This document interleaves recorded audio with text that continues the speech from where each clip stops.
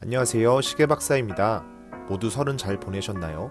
최근에 리뷰했던 태그오어 아쿠아레이서 300 영상은 모두 잘 보셨나요? 마지막 영상 이후로 오랜만에 찾아뵙게 되었습니다. 영상을 쉬는 동안에도 댓글 남겨주시는 분들과는 꾸준하게 소통을 했는데 어떤 분께서 이런 댓글을 달아주셨어요.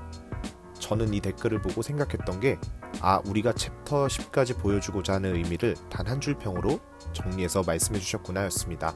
그만큼 꼼꼼하게 영상 전부를 시청해 주셨다는 거겠죠. 소중한 댓글들 남겨주셔서 구독자분들과 시청자분들 모두에게 감사의 인사를 드립니다.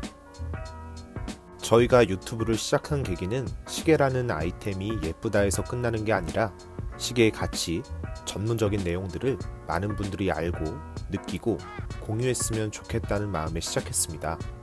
그래서 마찬가지로 제품 리뷰 영상들을 어느 시계 유튜버보다 역사를 설명하거나 기술력을 서술하는 등 전문적인 내용을 말씀드리려 나름 노력하고 있습니다. 가끔 조금은 지루하더라도 저희가 가지고 오는 내용들을 끝까지 봐주시면 감사하겠습니다.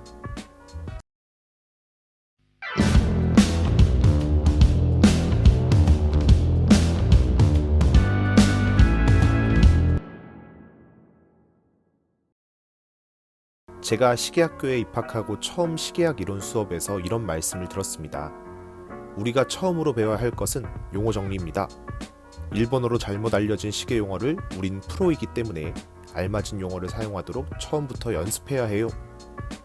그래서 저희는 시계를 시작할 때 시계 본고장인 스위스에서 나오는 단어를 가지고 시계를 배웠어요. 그렇기 때문에 오늘은 시계 외관 용어 정리를 해드리고자 합니다. 먼저 시계 전체적인 모습이 보이시죠? 먼저 윗부분부터 파헤쳐 볼게요. 이 부분은 글라스, 우리나라 말로 유리라고 불리고 있습니다. 글라스는 대표적으로 두 가지 정도로 분류할 수 있습니다. 첫 번째로는 사파이어 크리스탈 글라스입니다. 사파이어 크리스탈 글라스는 단가가 높다 보니 대부분 고급 시계 브랜드에서 사용합니다. 글라스로 사용하는 소재 중 경도가 가장 높기 때문에 스크래치가 거의 나지 않는다는 장점이 있지만 충격에 깨지기 쉽다는 단점도 있습니다. 두 번째로는 운모 글라스입니다. 글라스 소재 중 가장 경도가 약해서 스크래치에 굉장히 민감한 편입니다. 저가 브랜드에서 많이 사용하기도 하지만 고급 브랜드들도 종종 사용하긴 해요. 한때 롤렉스도 운모 유리를 사용했습니다. 잘 깨지지 않는 장점을 갖고 있어요. 이 글라스를 감싸고 있는 바로 이 부분을 베젤이라고 합니다. 사전적 의미로는 보석의 빗면이나 시계의 유리 등을 끼우는 홈이라는 의미를 갖고 있어요. 시계 유리를 보호하기 위한 틀이라고 생각하면 될 것 같습니다. 각 브랜드마다 이 베젤의 디자인 특징이 있는데요. 여러분들에게 익숙한 플루티드 베젤, 다이버 워치에 있는 반시계 방향 턴 베젤, 그리고 스틸로 이루어져 있는 스틸 베젤, 세라믹 베젤 등 여러가지 형태를 가지고 시계 글라스를 보호하고 있습니다. 때론 베젤에 기능을 넣어 시계 조작을 할 때도 있으며 다양한 보석 세팅으로 굉장히 화려한 디자인 효과로 사용하기도 합니다. 다음으로 그 위를 보면 시계 케이스와 브레이슬릿을 연결하는 다리 역할을 하는 바로 이 부분을 러그라고 합니다.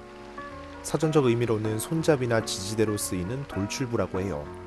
제가 지난 챕터에서 시계의 비율은 러그로 결정된다는 말씀을 드렸습니다. 말 그대로 이 러그의 모양에 따라 시계의 디자인 밸런스가 좌지우지된다고 생각하시면 됩니다. 때로는 다이아를 세팅한 러그도 있고 각지거나 동그랗게 봉 형식으로 되어 있는 러그도 있지만 러그의 형태가 크게 벗어나지 않는 선에서 주로 디자인이 됩니다. 많이 변형되면 시계의 비율이 무너지기 때문이겠죠. 다음은 시계를 손목 위에 착용할 수 있게 해주는 브레이슬릿입니다. 참고로 브레이슬릿과 스트랩은 명백히 다릅니다. 여러분들이 말하는 메탈줄은 바로 이 브레이슬릿이라고 생각하시면 돼요. 주로 스틸 또는 골드로 제작이 되며 3, 5, 7열로 나누어 손목에 착 감기게끔 제작이 됩니다. 브레이슬릿의 내구성이 약하면 시계가 끊어지고 시계는 바닥에 떨어져 파손이 되기 때문에 모든 시계 브랜드들은 브레이슬릿 내구성을 신경 써서 제작을 합니다. 다음은 스트랩인데요. 스트랩은 가죽줄이라고 생각하시면 돼요. 악어 가죽, 타조 가죽, 송아지 가죽 등 여러가지 가죽으로 이 스트랩을 제작하는데요. 그래도 오래 예쁘게 사용하기에는 대중적으로 악어 가죽을 사용한답니다. 참고로 스위스의 유명한 스트랩 장인은 하루에 스트랩을 한두 개만 만든다고 하네요. 한 땀 한 땀 장인 정신으로 정성껏 만든 스트랩은 굉장히 고가에 속합니다.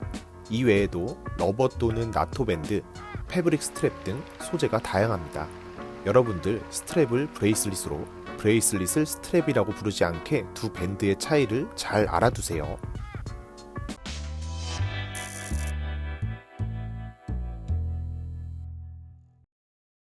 그리고 이 브레이슬릿을 손목에 고정시켜주는 장치를 버클 또는 클라스프라고 합니다.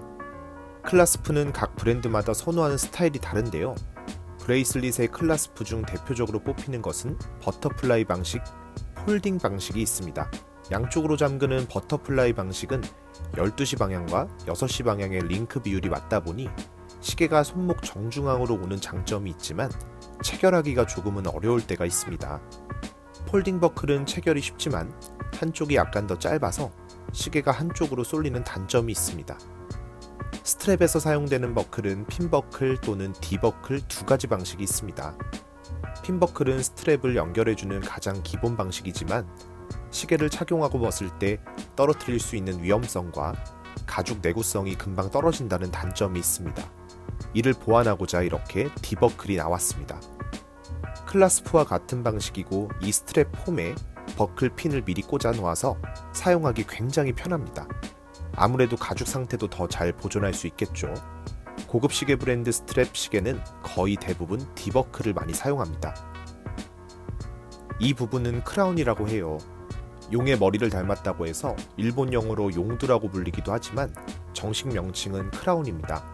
유일하게 외부와 내부가 연결되어 있는 부품이고 그러다 보니 충격에 가장 취약할 수 있어요.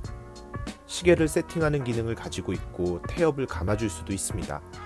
바로 빼거나 넣을 수 있는 푸시 방식이 기본 형태입니다.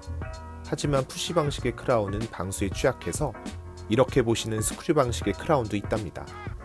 꽉 잠그면 물과 이물질이 들어가지 않으니 시계를 보호하는 데 푸시 형태보다 스크류 방식이 더욱 좋겠죠. 저는 잘 몰랐는데 몇몇 시계 브랜드에서는 피부에 가장 많이 닿는 백케이스와 크라운의 소재를 조금 더 특별하게 신경 쓴다고 합니다. 마지막으로는 다이얼입니다. 많은 사람들이 판, 백판, 문자판이라고 하는데 이는 모두 일본어고 정식 명칭은 다이얼입니다. 다이얼은 시계의 얼굴이라고 할 수 있어요. 시계의 아름다움을 마음껏 보여줄 수 있는 최고의 파츠라고 보시면 됩니다. 일반적으로 동판 위에 색을 입히거나 여러 마감 처리로 다양한 느낌을 표현하는데요. 기술과 소재의 발전으로 요즘에는 자개, 말라카이트, 금, 다이아 세팅 등 화려한 다이얼들이 출시되고 있습니다. 바쉐론이나 블랑판 같은 브랜드는 다이얼 위에 클로아조네를 사용하여 이렇게 장인의 정신이 깃든 다이얼도 출시하고 있습니다. 당연 가격은 어마무시하겠죠. 다이얼 위에 시간을 표시하는 방법도 굉장히 다양합니다. 아라비아 숫자나 로마 숫자, 아니면 모양으로 시간 표시를 하기도 하죠. 이 부분을 인덱스라고 합니다. 그리고 시침, 분침, 초침 디자인들도 어마무시하게 다양한데 명칭은 핸즈라고 합니다. 이처럼 다이얼 파츠가 시계 디자인에 가장 많은 영향을 미칠 수 있는 부분이라고 보시면 됩니다. 여러분, 시계 명칭을 잘 보셨나요? 시계를 좋아하는 만큼 올바른 표현을 아는 것도 시계 애호가가 되는 길이라고 생각합니다. 최소한 브레이슬릿을 스트랩이라고 말하지 않고 크라운을 용두라 말하지 않아야 하며 러그라는 생소한 단어도 알아두면 좋다고 생각합니다. 오늘은 이렇게 외관 명칭에 대해 알아봤습니다. 사실 시계 내부 부품인 무브먼트 파츠도 잘못된 단어들로 사용되는 게 많은데요. 앞으로 이런 부분들도 저희 시계 박사가 더 공부해서 정확한 단어들로 잘 알려드리겠습니다. 자, 그럼 오늘 강의는 여기까지.